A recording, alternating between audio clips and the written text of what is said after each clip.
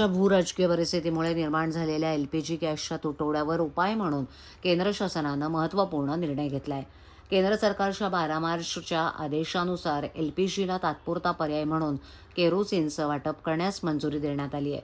या निर्णयाअंतर्गत महाराष्ट्र राज्यासाठी एकूण 37,44,000 लिटर केरोसिनचा साठा मंजूर करण्यात आला असून त्यातील 48,000 लिटरचा वाटा ठाणे जिल्ह्याला मिळाला आहे.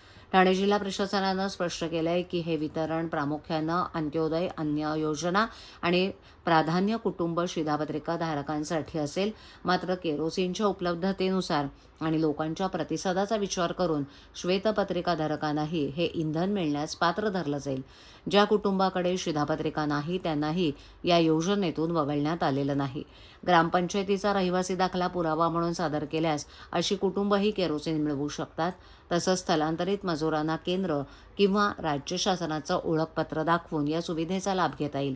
प्रत्येक पात्र कुटुंबाला किंवा शिधापत्रिकेला 3 लिटर केरोसिनचं वाटप केलं जाणार आहे. हे वाटप अधिकृत रास्त भाव, धान्य दुकानदार आणि किरकोळ केरोसिन परवानाधारकांमार्फत केलं जाईल. जर एखाद्या विशिष्ट गावात केरोसिन विक्रेता उपलब्ध नसेल तर तेथील नागरिकांनी नजीकच्या गावातून आपला कोटा मिळवावा अशा सूचना देण्यात आल्या आहेत. ठाणे जिल्ह्यासाठी मंजूर झालेल्या 48 किलो लिटर साठाच्या वाहतुकीसाठी एकूण 4 टँकरना परवानगी देण्यात आली आहे. मार्च आणि एप्रिल 2026 या महिन्यांसाठी तालुकानिहाय मागणीनुसार हे वाटप केलं जाणार आहे.